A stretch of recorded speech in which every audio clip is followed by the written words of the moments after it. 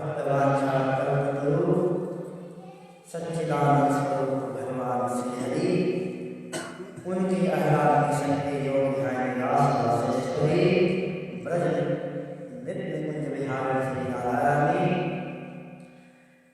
एवं उनकी शक्ति परम शक्ति श्री दुर्गा माता के चरणों में बैठ करके आज हम सब सत्संग करने के लिए एकत्रित हुए हैं। भागवत में लिखा है भाग्योदय बहुजन्म समर्थ देना। आवाज कम करना, कम कर, ऊपर वाला जो था ना उसको कम करिए। भागवत जी में लिखा है भाग्योदय बहुजन्म समर्थ देना। जब मनुष्य का भाग्य का उदय होता है, देखिए आप आज अनुष्ठान कर रहे हैं, इसका अर्थ ये नहीं है कि इसी जन्म का भाग्य का उदय हुआ है, नहीं। ना जाने कितने जन्म आप ले चुके हैं, तब आज इतनी सुंदर तरीके से आप अनुष्ठान कर पा रहे हैं।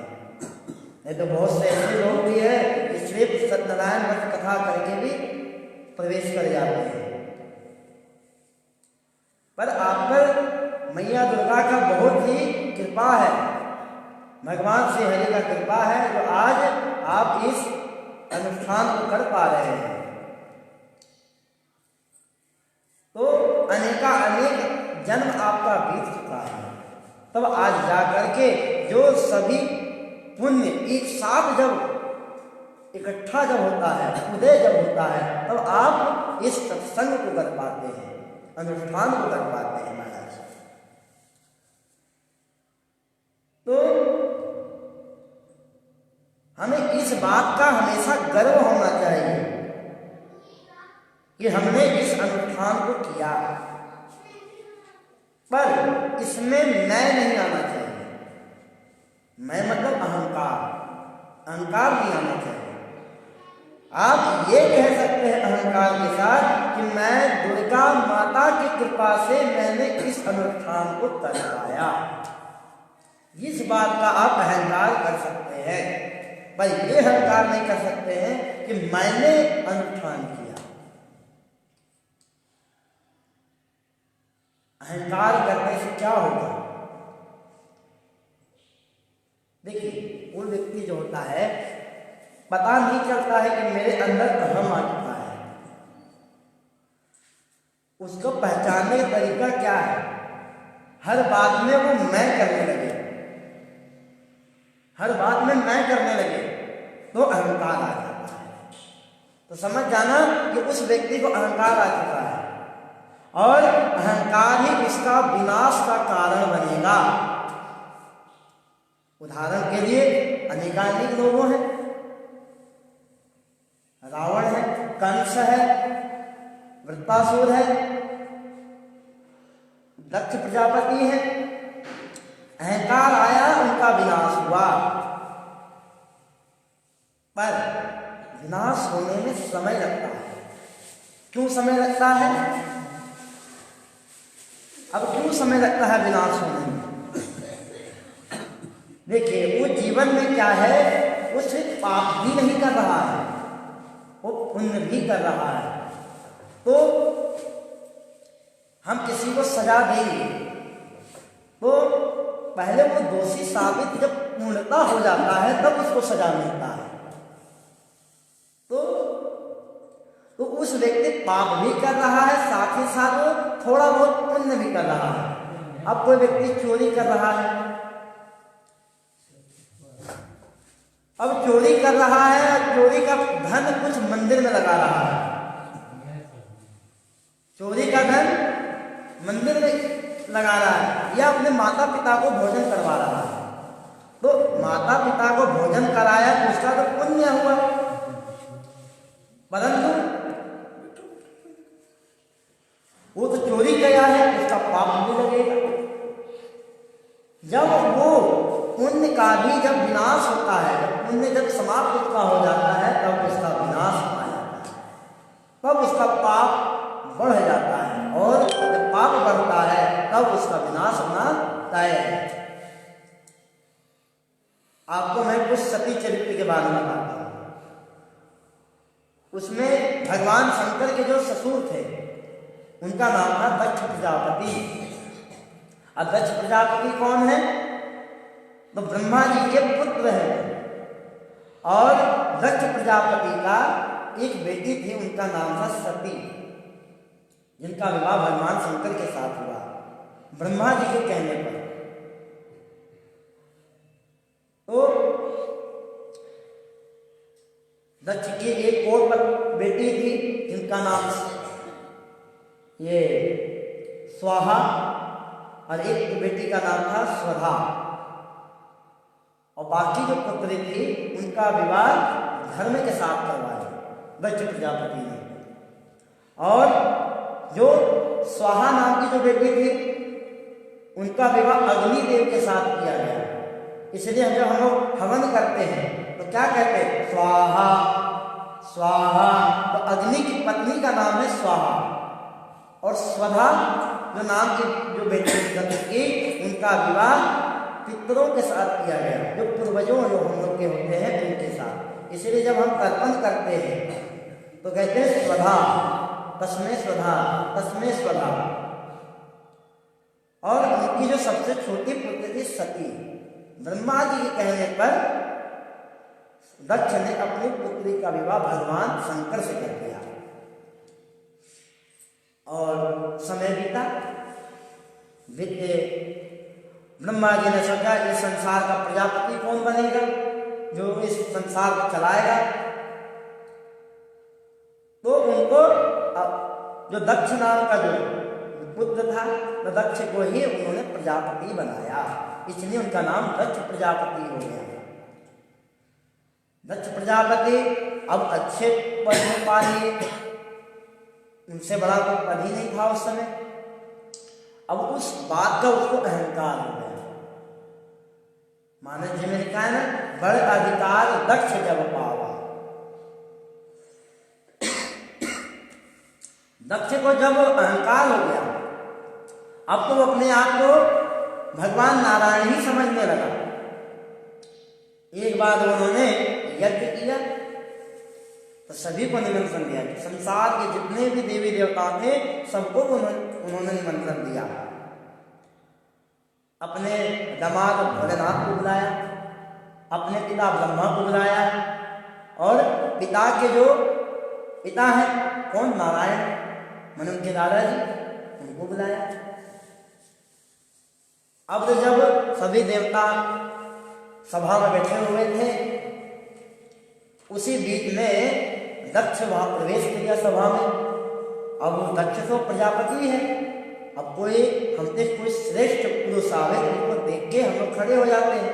तो दक्ष ने प्रवेश किया सभा में, बाकी सभी देवी देवता उनको खड़े हो गए, ब्रह्मा विष्णु महेश को छोड़कर सभी खड़े हुए।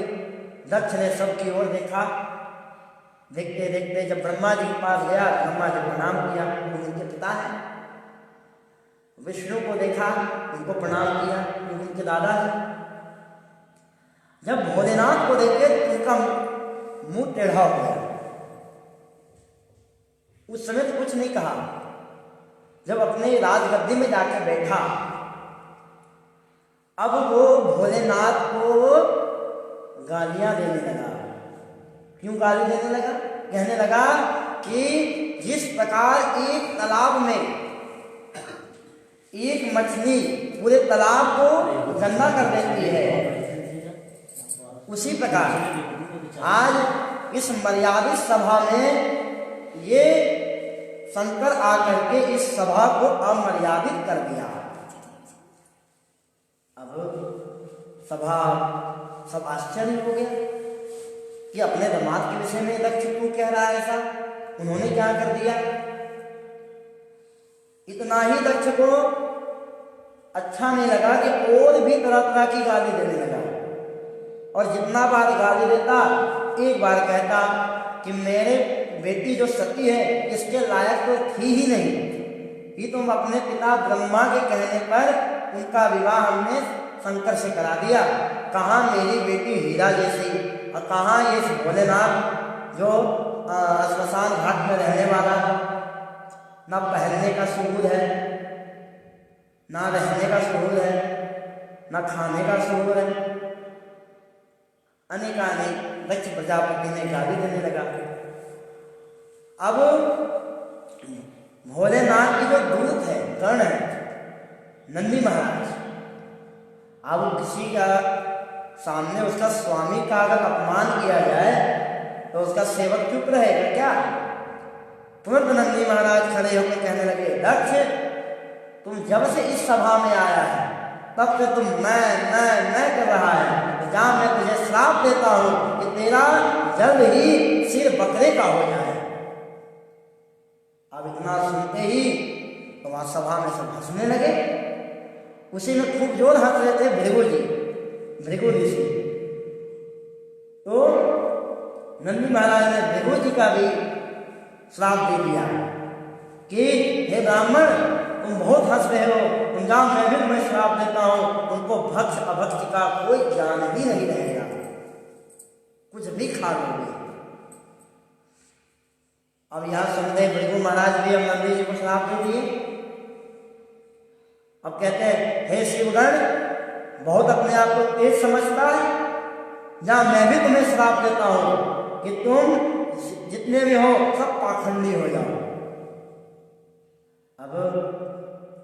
अब यहाँ फिर नंदी जी महाराज खड़े हुए, फिर अब सभा को श्राप देने लगे और उधर दक्ष भी श्राप दे रहा है। दक्ष भी जब यह उन्होंने देखा कि मेरे लोगों को नंदी श्राप दे रहा है तो दक्ष ने क्या किया, मैं भी शंकर को श्राप देता हूं कि यज्ञ में इसका कोई भाग ही नहीं मिलेगा। अब इतना सुनते ही नंदी जी और क्रोधित हुए, अब और श्राप देने के तैयार हुए। तो शंकर भगवान ने, क्योंकि शंकर कौन है, आशुतोष है, तो तुरंत वो कहे, रुक जा। इस सभा में यहाँ पे सम्मान समारोह हो रहा था, यहाँ पर श्राप समारोह होने लगा।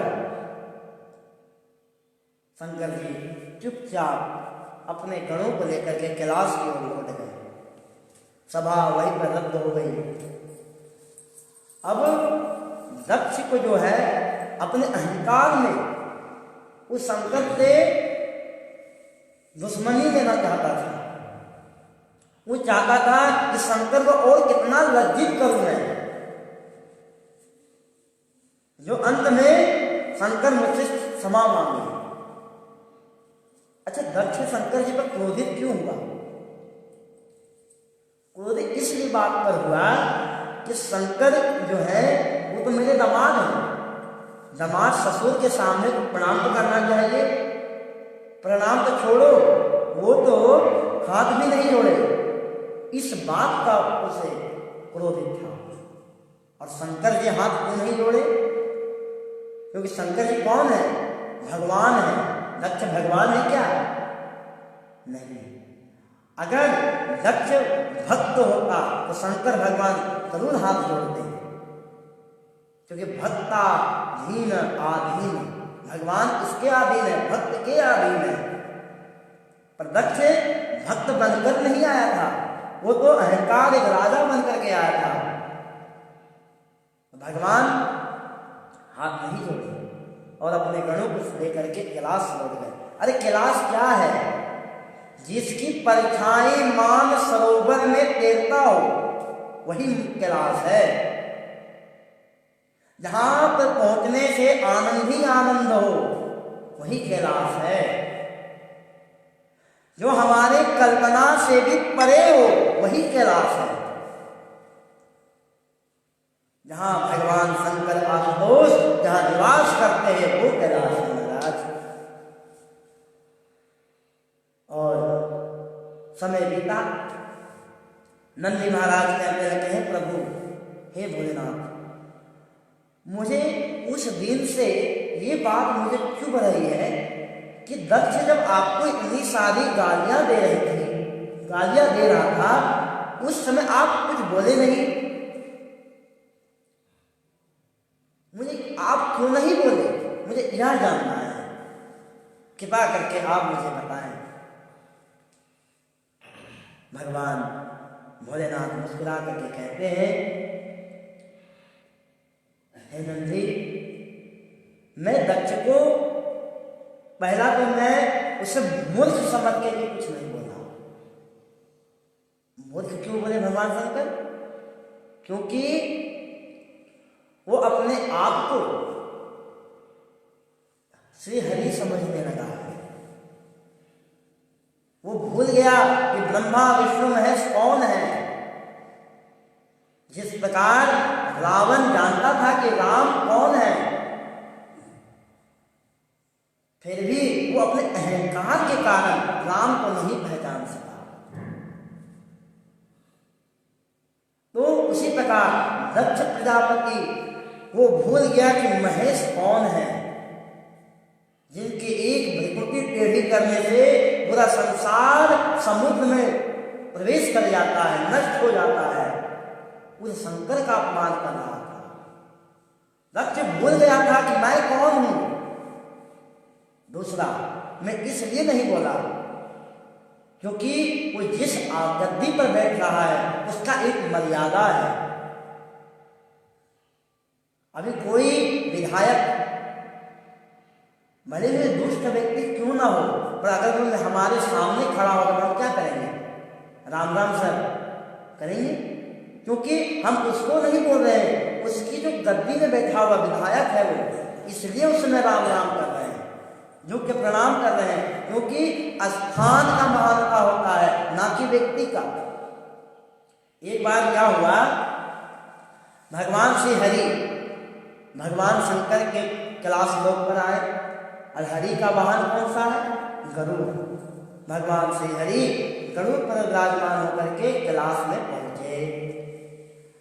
अब गरुड़ और सर्प, भगवान शंकर के गले में क्या है? सर्प। अब सर्प जो है गरुड़ को देकर के बाबा फुदका मारा है। अब गरुड़ कुछ बोले ना, और सर्प कहता है, हे गरुड़, आज मैं तुझे छोड़ूंगा नहीं। गरुड़ पूछे, क्यों, क्या किया हमने? तुमने हमारे प्रजाति को बहुत खाया है, बहुत मारा है। गरुड़ का भोजन होता है सर्प, तुमने बहुत खाया है, मैं आज तुझे नहीं छोड़ूंगा। गरुड़ कहते हैं, तुम धैर्य बनाओ कि तुम भगवान शंकर के गले में लगते हो, इसलिए तुम कितना बोल पा रहे हो। तुम वहीं भगवान शंकर से गले उतरो तो सही, फिर मैं बताता हूं मैं क्या चीज हूं। कहने मतलब क्या है? वो क्यों बोला कि भगवान शंकर से तुम गला से तुम नीचे उतरो? क्यों बोला वो? क्योंकि वो उसके माध्यम से भगवान शंकर का अपमान नहीं करना चाहता था, इसलिए वह गरुड़ कहते हैं तुम गले से तुम उतरो, उसके बाद मैं बताता हूं कि मैं कौन हूं। तो कहने मतलब क्या है? स्थान का महानता होता है, ना कि व्यक्ति का। अगर मान लीजिए आज वो व्यक्ति विधायक से हट जाए तो क्या होगा? सामान्य आदमी हो सकता है, सामान्य मनुष्य हो सकता है, विधायक तो नहीं होगा। वही बात है, इसलिए भगवान शंकर ने दक्ष को नहीं कहा। क्यों? वो प्रजापति बना था। अगर हम किसी सेनापति का अपमान कर दें तो सेना तो ऑटोमेटिक हार गई। अगर हम सेनापति को मार दे, राजा को मार दे, तो सेना तो ऑटोमेटिक हार गई। उसी प्रकार अगर हम प्रजापति का अपमान करेंगे तो बाकी जो जनता है वो प्रजापति का इज्जत करेगा क्या? नहीं कर सकता। तो उस स्थान के कारण मैंने कुछ नहीं कहा। नंदी जी को समझ में आ गई और नंदी जी अपने कार्य में व्यस्त हो गए। इधर दक्ष प्रजापति अपने अहंकार में और शंकर भगवान को लज्जित करने के लिए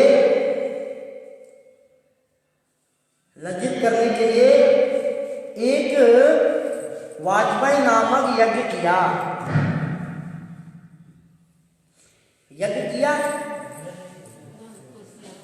जिसमें सभी देवी देवताओं को बुलाया, परंतु भगवान शंकर को नहीं बुलाया। और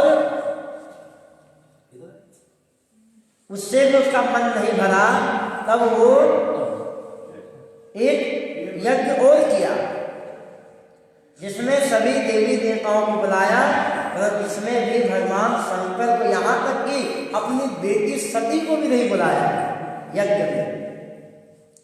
अब सती मैया फूल तोड़ने गई थी, उन्होंने देखा कि सभी देवी देवता जो है अपने विमानों में बैठ करके दक्ष के यहाँ जा रहे हैं।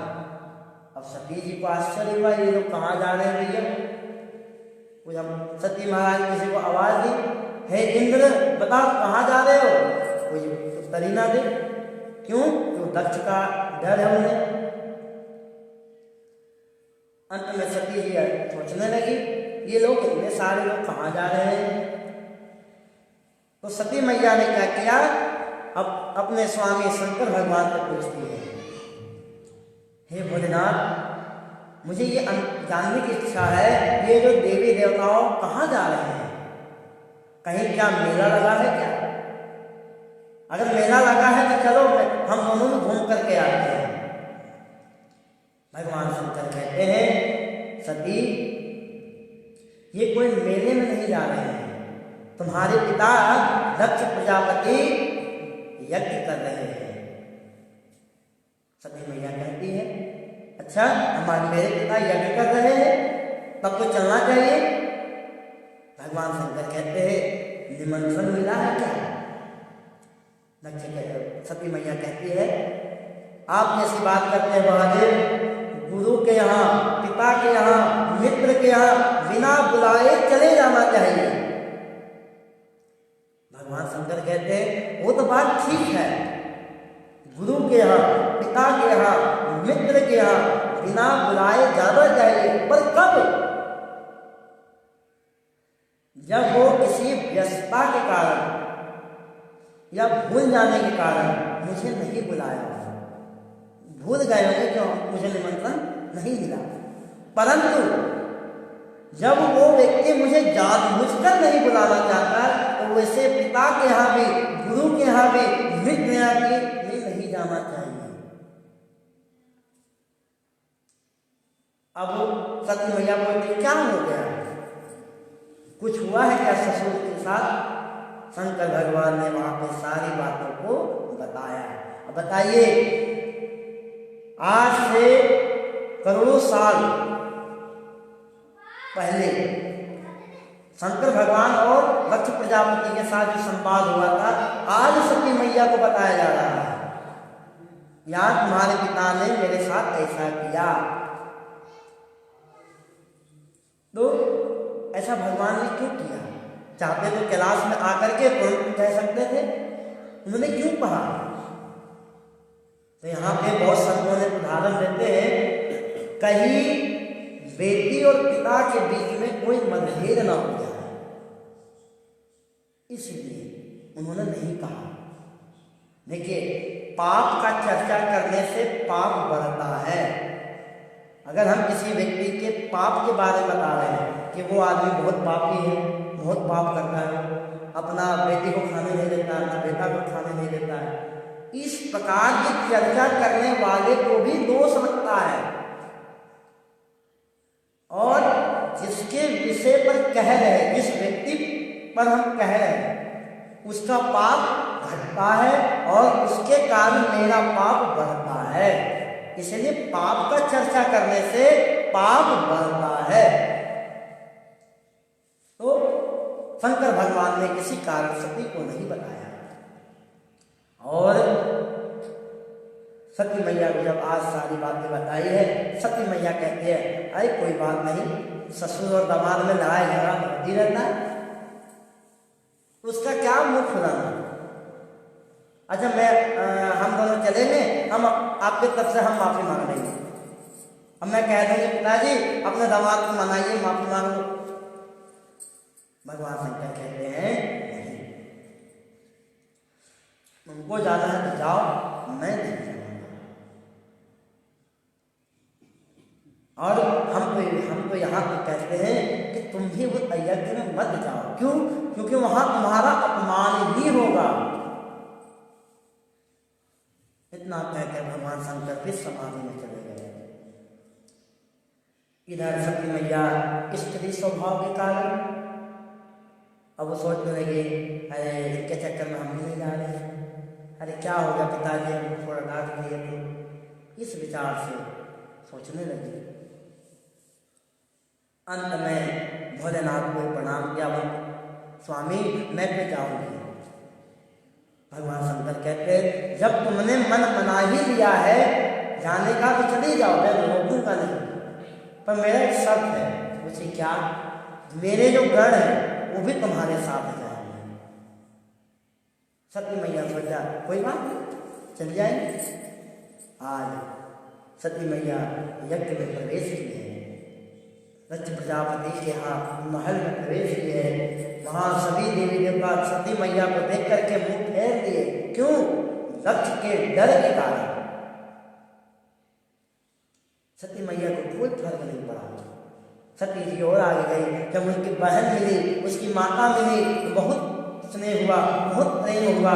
और धीरे धीरे करके जब यज्ञ मंडप में प्रवेश की, वहां देखे क्या कि सभी देवी देवताओं का वहां पर भाग रखा हुआ है, परंतु भगवान भूत भावन भगवान शंकर का कोई भाग ही नहीं है। यह देखकर सती महारानी बहुत क्रोधित हुई। इतनी क्रोधित हो गई कि अपने पिता को गाली देने लगी। कहने लगे, हे दक्ष, हे मूर्ख, तुम भगवान शंकर का अपमान कर रहे हो।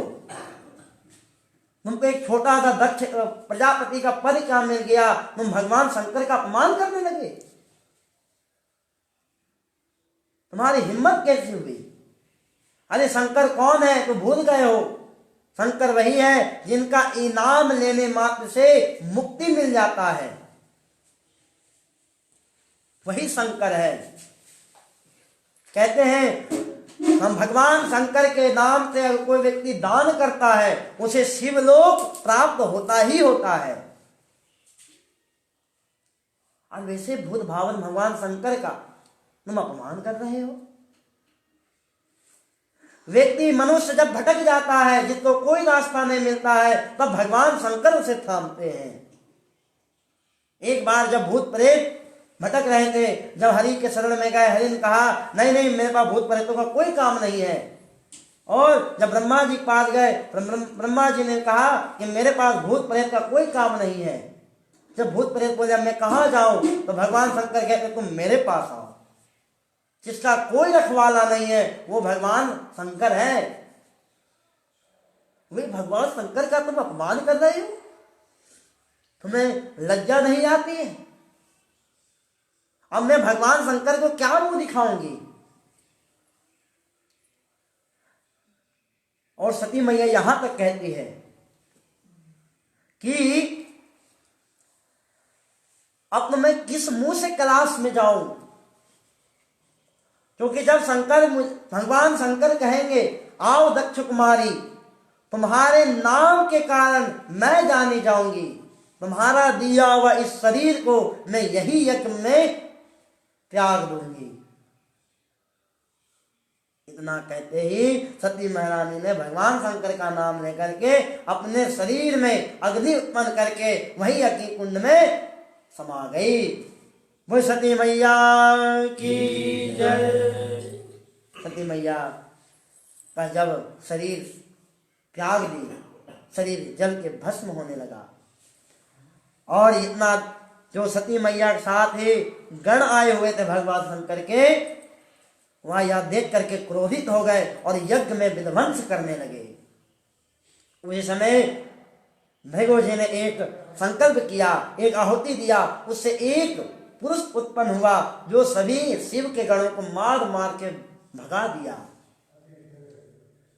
सभी शिव के गण भगवान शंकर के पास पहुंचे, कहा त्राहिमाम त्राहिमाम त्राहिमाम। भगवान शंकर कहते हैं क्या हुआ? कहा कि अनर्थ हो गया प्रभु, अनर्थ हो गया प्रभु, मुझे क्या हुआ बताओ। तो भगवान नंदी कहते हैं हे प्रभु, माता सती अपने शरीर को त्याग दी है। भगवान शंकर पूछे क्यों, कैसे, क्या हो गया?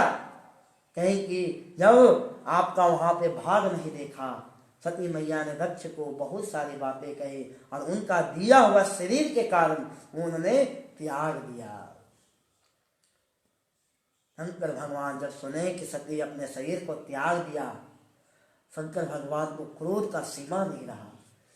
तुरंत अपने जटा उठाड़ा और पृथ्वी पक्का एक काला पुरुष उत्पन्न हुआ जिनको भगवान रुद्र कहते हैं। रुद्र भगवान की जय।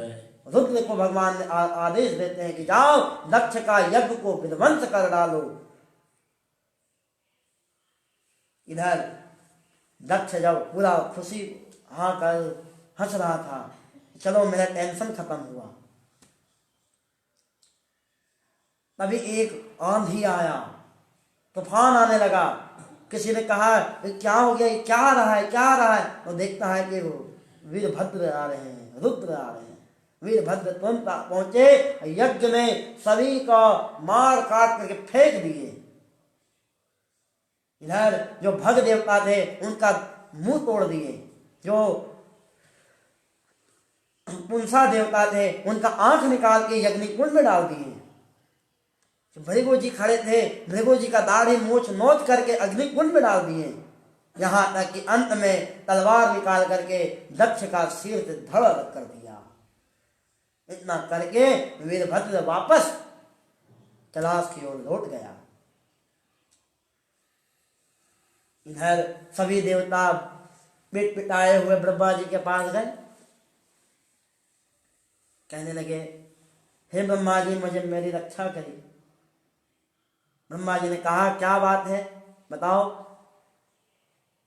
तो मुझे प्रभु मैं क्या बताऊं, सती ने अपना सती मैया ने शरीर को त्यागा, भगवान शंकर ने वीरभद्र को भेजा और सभी को देखे भृगु जी का दाढ़ी मोछ नहीं है, किसी का आंख नहीं है, किसी का पैर टूट गया है, किसी का हाथ टूट गया है, कृपा करो भगवान। ब्रह्मा जी कहते भैया मैं नहीं ठीक करूंगा, जैसी करनी वैसी फल। क्योंकि जब मैं नहीं गया, भगवान नारायण नहीं गए उस यज्ञ में, तुम सब क्यों गए थे? मुझे पता था ये होने वाला है, इसलिए हम नहीं गए थे।